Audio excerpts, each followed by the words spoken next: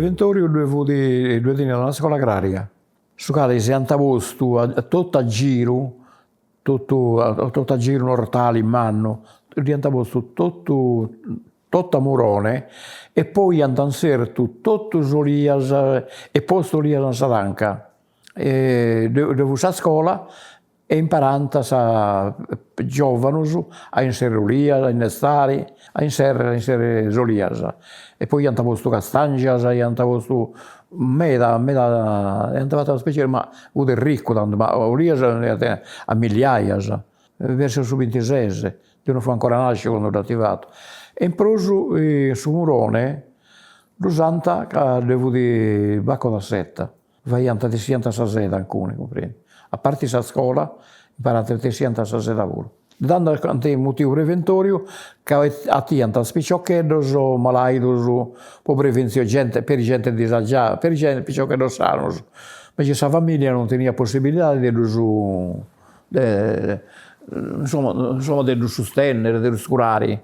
Io lavoravo vari su, io tenne 14 anni, poi vari su mure ginta.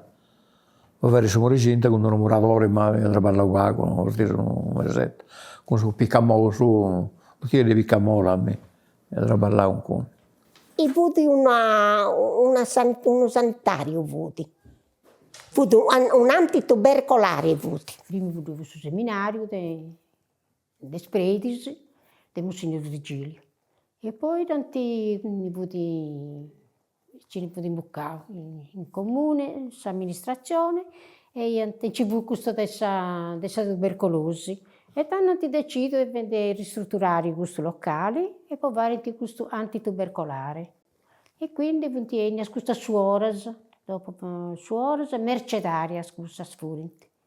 E tenivano su preventorio e su ospedali della Nusè. Vejo penso che niente scorriera di Campoidano, avere spicciocchedo, posso di biciclo. Quando due volti spicciocchedo, certo, due traballando a sfigiar de te da vicina Guvedo, buonanima, due traballare con la mia Sabobidennino, certo che mi dusu penso. E invece se muovi bis, negante la sorru.